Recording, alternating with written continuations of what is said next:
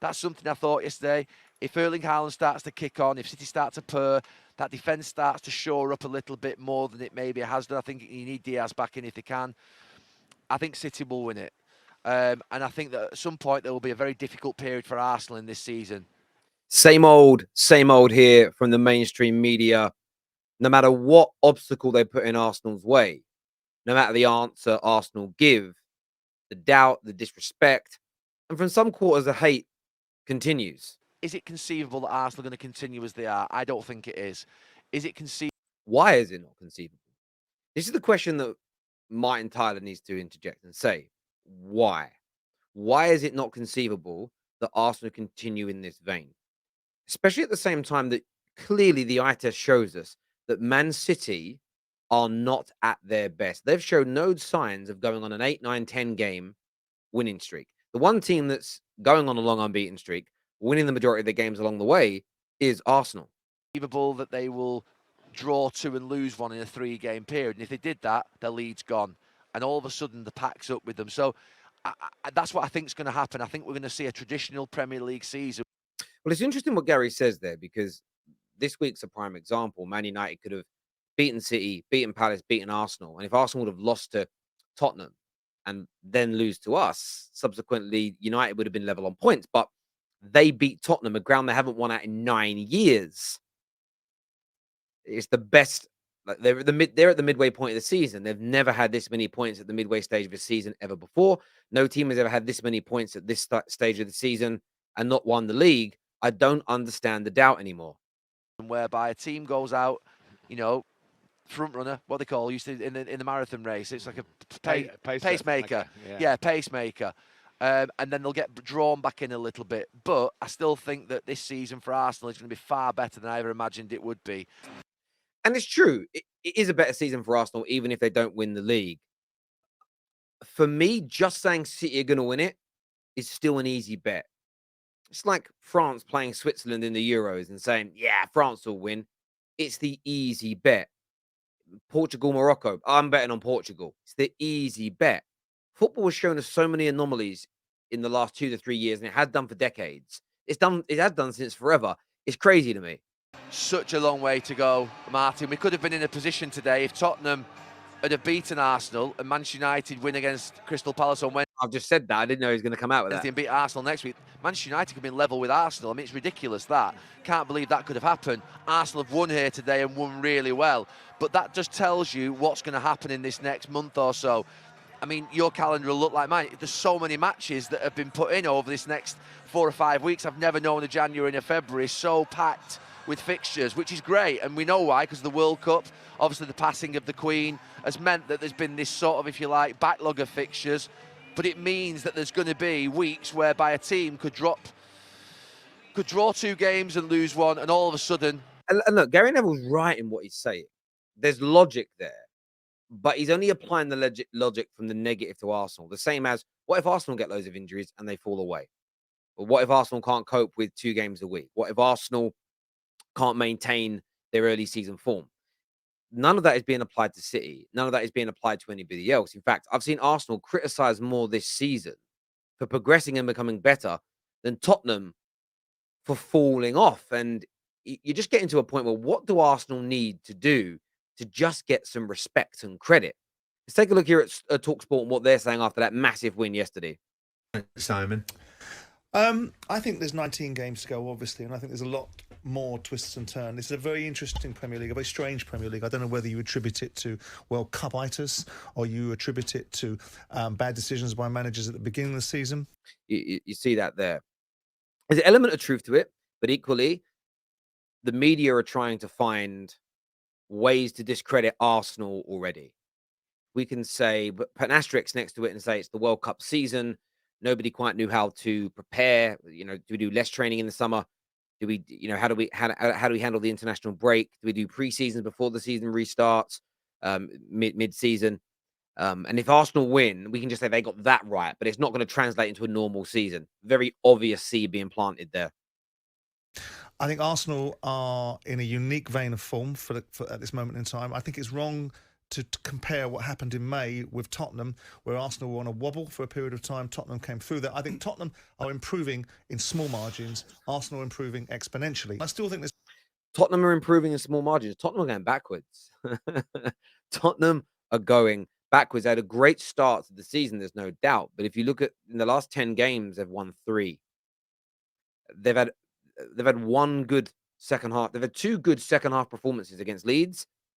You could argue 3 for Bournemouth in there. Leeds, Bournemouth, and Crystal Palace. They've had 45 minutes in each of those games where they look really good. The rest of their matches, they have been absolutely average. questions about whether Arsenal can win this league, because I think you'll see Manchester City get back into the groove. But what you have seen at this moment in time, and football is such a moment in time business, Arsenal are making really good progress. Listen, I don't disagree that Arsenal are making good progress. But this is for me how I see it. And I want to get your opinions on this in the comment section below. There is, of course, the possibility that City could buy a player tomorrow or just click back into gear. And of the next 19 games, they win 13, 14, 15 on the bounce. And in that, they beat Arsenal twice, they beat Tottenham twice, and they really fly. That could happen. But the way I look at it is this: for City to win the league from this point, they're going to have the best run of 19 games in the history of the Premier League. The next 19 games for City, they're going to have to score more goals, concede less goals, and win every single game to beat Arsenal to this title. That's the gauntlet that's been thrown down. There's an 8-point gap. They need to be 9 points better than Arsenal between now and the end of the season. And instead of 19 games, that's conceivable. But people are using that same excuse after 1, 2, 3 games with Arsenal, and we're now at the halfway stage.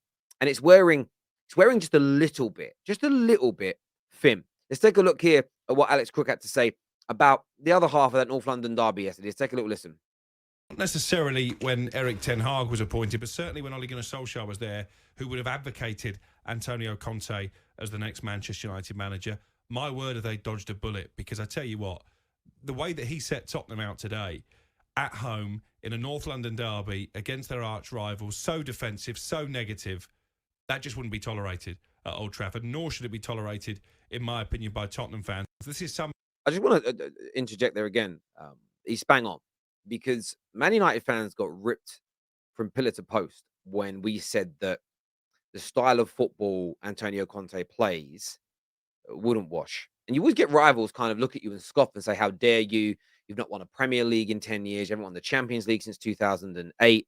This is a world-class manager. Better CV than Ten Hag, better CV than Poch. Why would you want a Ten Hag or a Poch? Now, personally, I would have taken Poch, but there was big question marks over his ability to win in a competitive league. Ten Hag, there's also those question marks: how will he behave in a big league? He hadn't managed a massive team in a massive league yet. There was question marks over all of them. But the one thing with Ten Hag and Poch was the style of play. There are certain clubs in England. Arsenal have been one of them since Wenger. Man United have always been one. Tottenham are a club, actually, who have a rich history. Whether they've been the best team in England or not is irrelevant. They have a rich history of playing good-looking football. And certain fan bases are more attuned to that. Chelsea, as an example, their fan base want good-looking football, but winning is what matters a lot more to them. City will have developed, especially under Pep, this appetite for attractive, dominant football.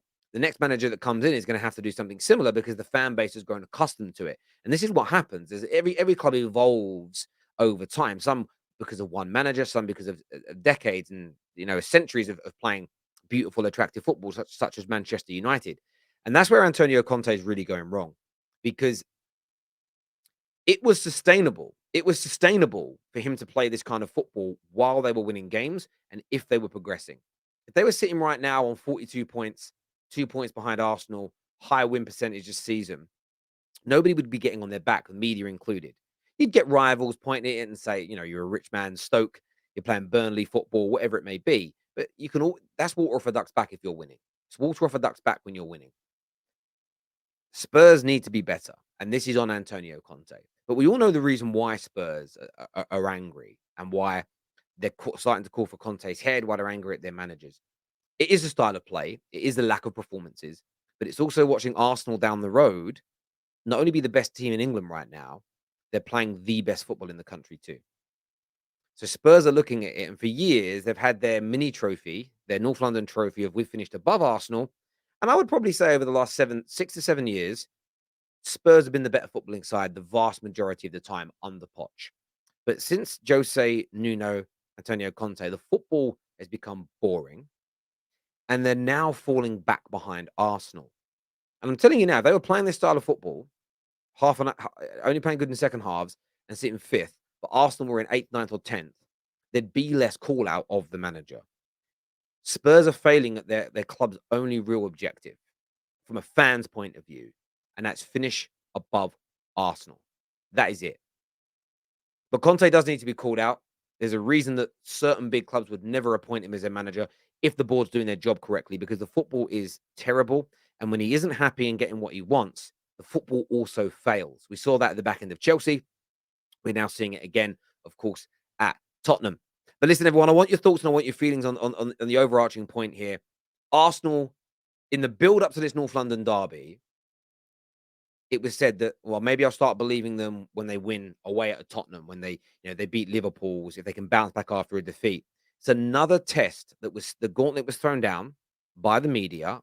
They've passed that test, and now a new hurdle has been put in their way without any real respect being given to them. I want your take and I want your thought on this.